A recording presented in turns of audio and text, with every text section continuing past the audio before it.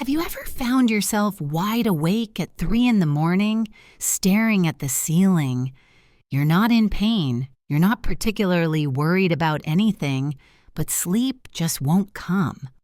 Or maybe you do sleep, but you wake up feeling just as tired as when you went to bed, needing a nap by mid-morning just to get through the day. Perhaps you've just accepted this as a normal part of getting older. Aches, pains, and poor sleep. It's just the price of admission for living past 70, right? I'm here to tell you that while some changes in our sleep patterns are normal as we age, the persistent, debilitating sleep problems that so many of us face are not. They are not a mandatory part of aging. In fact, they are often signs of underlying health issues that you absolutely cannot afford to ignore. Your sleep is a vital sign, just like your blood pressure or your heart rate.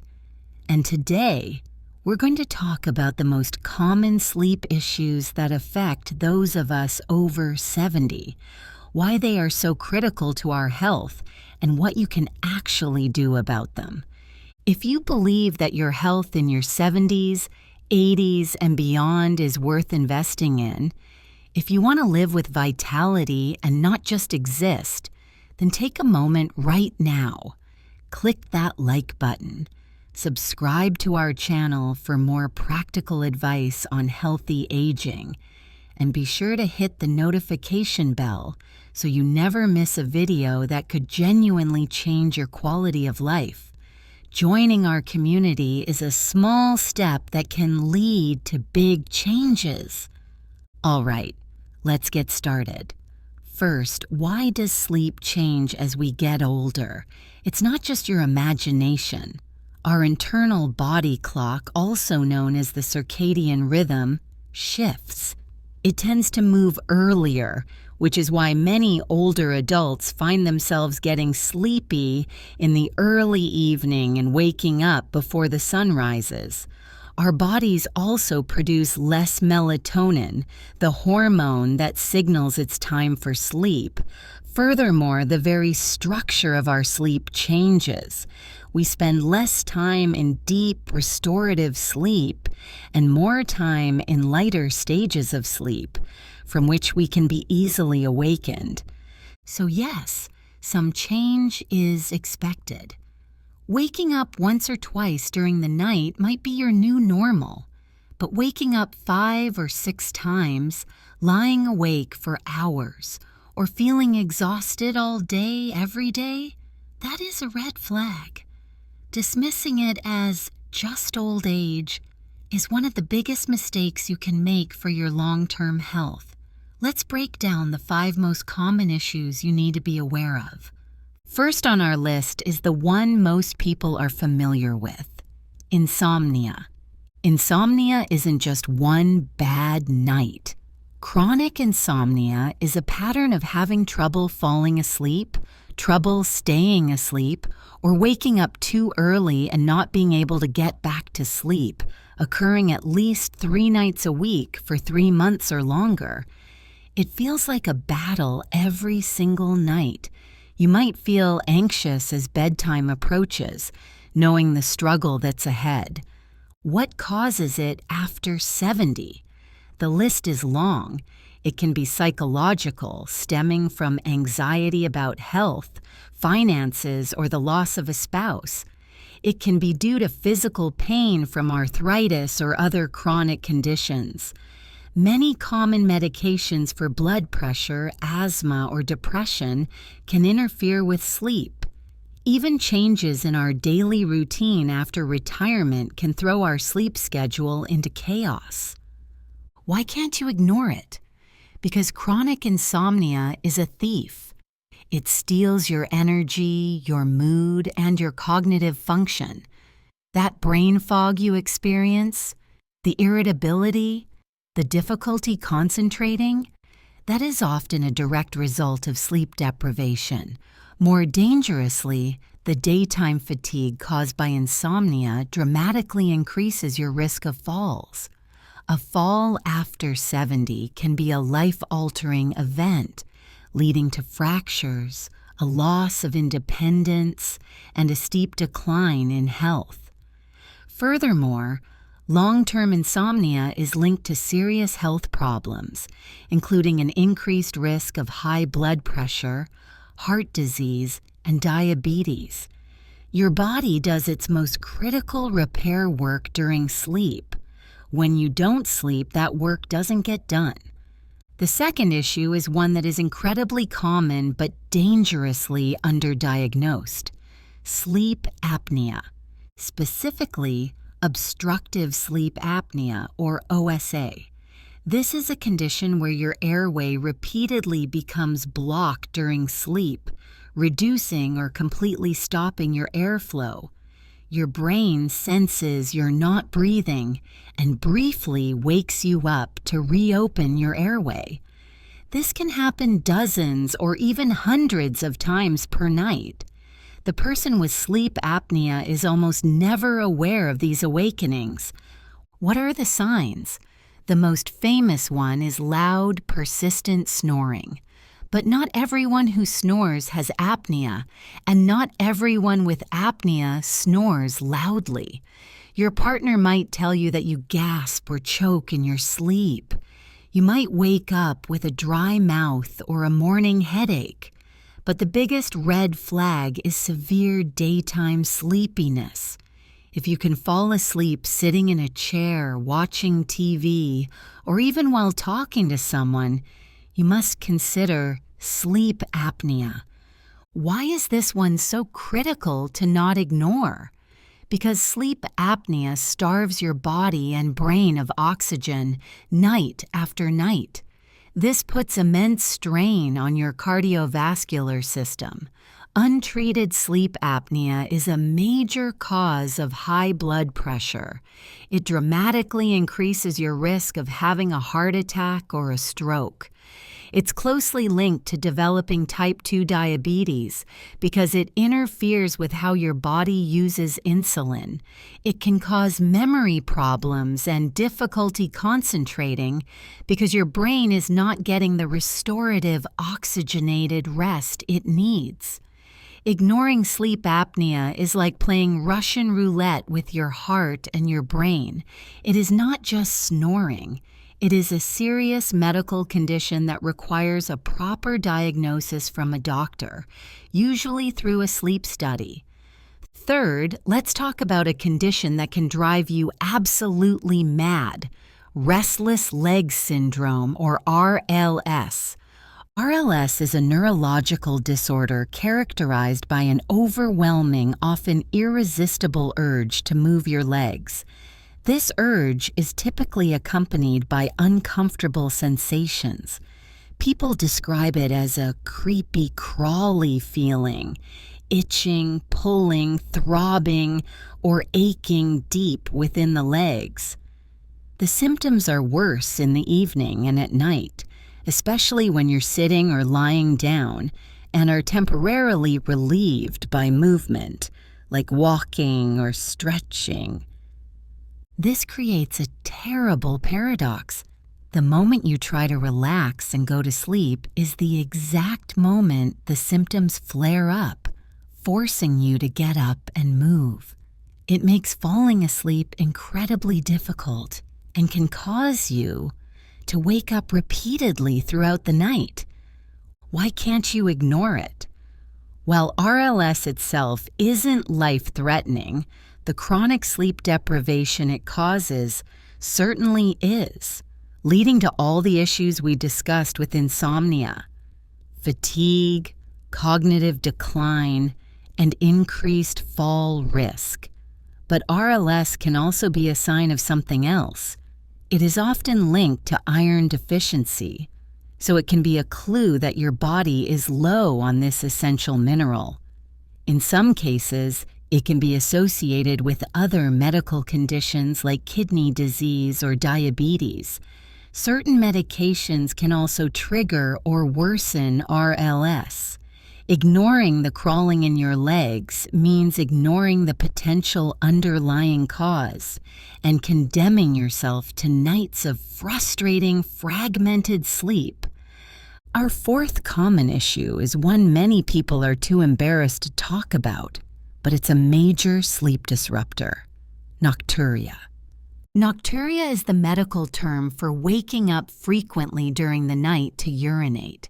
Now, waking up once per night, especially if you had a lot of fluid before bed, might be normal for someone over 70, but we're talking about a pattern of waking up 2, 3, 4, or more times every single night. Each time you wake up, you have to get out of bed, make your way to the bathroom, and then try to fall back asleep. What causes it? As we age, our bodies produce less of a hormone that helps concentrate urine, so our bladder fills up faster. The bladder itself can also lose its capacity to hold as much urine. For men, an enlarged prostate is a very common culprit. But nocturia can also be a symptom of more serious systemic issues. It can be a sign of undiagnosed diabetes as the body tries to get rid of excess sugar through urine. It can also be a sign that your heart isn't pumping efficiently. When you lie down, fluid that has accumulated in your legs during the day can re-enter your bloodstream and be filtered by the kidneys, leading to increased urine production at night. Why is this so important to address? Because it shatters your sleep quality. This type of fragmented sleep prevents you from ever reaching the deeper, restorative stages. You wake up feeling unrefreshed, no matter how many total hours you were in bed. And critically, every single trip to the bathroom in the dark is a risk. Your balance might not be perfect, you might be groggy, and the path might be cluttered. Nocturia is a leading contributor to nighttime falls among older adults. It's not just an inconvenience. It's a safety hazard that might be pointing to a bigger problem with your bladder, prostate, or even your heart. Finally, our fifth issue is a disruption of our internal clock: advanced sleep phase syndrome. We touched on this earlier. This is when your natural sleep-wake cycle, your circadian rhythm, shifts significantly earlier. You find yourself feeling overwhelmingly sleepy at 7 or 8 p.m., long before your family or the rest of the world is winding down. You go to bed early, and as a result, you wake up extremely early, perhaps at 2, 3, or 4 a.m., unable to fall back asleep. Now you might think, so what? I get my 8 hours, they're just at a different time. But here's why you can't ignore it. It can lead to social isolation. You may have to leave gatherings early or miss out on evening activities because you're simply too tired to function. The bigger problem arises when you try to fight it. If you force yourself to stay up until 10 or 11 p.m. to align with your family's schedule, but your internal clock still wakes you up at 3 a.m., you are now chronically sleep deprived. You're only getting 4 or 5 hours of sleep.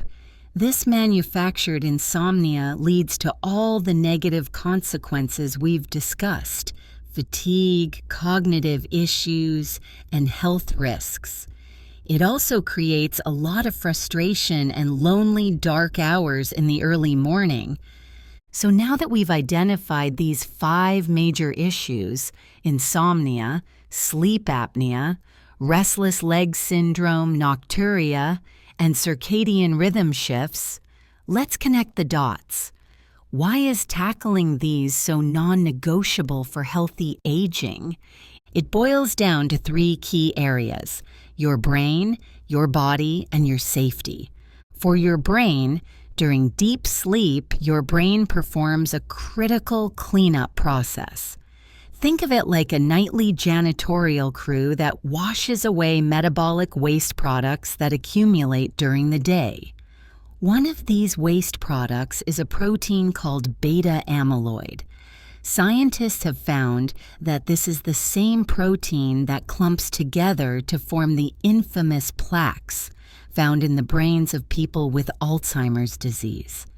When your sleep is constantly fragmented by apnea, nocturia, or RLS, you don't get enough of this deep sleep cleaning. Over years and decades, this could contribute to an increased risk of cognitive decline and dementia. Your memory, your focus, your clarity of thought, it all depends on good sleep. For your body, the link between poor sleep and poor physical health is undeniable. It puts you in a constant state of low-grade stress,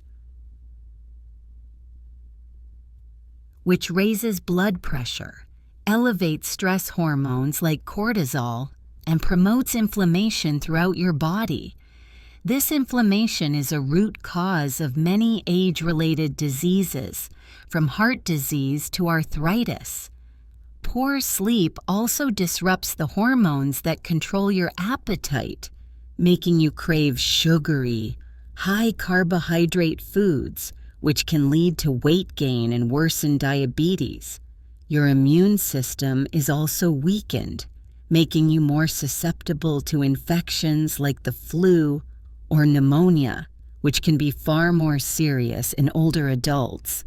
And for your safety, this is the most immediate risk.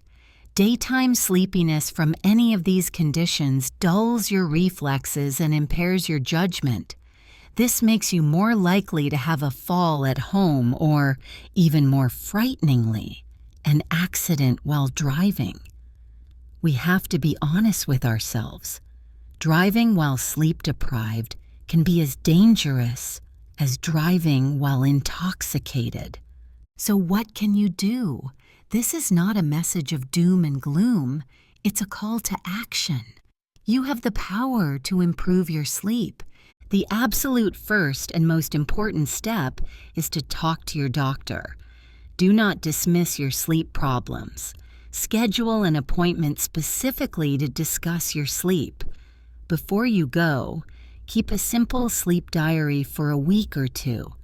Write down when you go to bed, when you think you fell asleep, how many times you woke up and why, when you got out of bed for the day and how you felt the next day. This information is incredibly valuable for your doctor. Be specific. Don't just say, I sleep poorly. Say, I wake up 4 times a night to use the bathroom. Or, my wife says I gasp for air in my sleep. Or, I can't fall asleep because my legs won't stop moving. Your doctor can then screen you for underlying issues. They can check your blood for iron deficiencies, review your medications for side effects, and refer you for a sleep study if they suspect sleep apnea. This is the path to real answers and effective treatments, which might include a CPAP machine for apnea, medication for RLS, or treatment for an enlarged prostate. While you're working with your doctor, you can also build a strong foundation of what's called sleep hygiene. These are habits and practices that are conducive to sleeping well on a regular basis. First, consistency is king. Go to bed and wake up at the same time every single day, even on weekends. This helps to anchor your body's internal clock. Second, optimize your environment. Your bedroom should be a sanctuary for sleep. Make it cool, dark, and quiet. Use blackout curtains or an eye mask. Use earplugs or a white noise machine if you have to. And please get the television out of the bedroom. The bedroom is for sleep and intimacy only. Third, create a relaxing wind-down routine. For the hour before bed, turn off the news, put away the smartphone and the tablet. The blue light from these screens tricks your brain into thinking it's daytime. Instead, read a book, a real one. Listen to calming music, take a warm bath, or do some gentle stretching. Fourth, watch what you consume. Avoid caffeine. That includes coffee, tea, and some sodas, for at least 8 hours before bed. Limit alcohol in the evening. While a drink might make you feel drowsy, it disrupts the quality of your sleep later in the night. Avoid large, heavy meals close to bedtime. And if you struggle with nocturia, try to limit your fluid intake in the 2 hours before you go to sleep. And finally, embrace the light and get moving.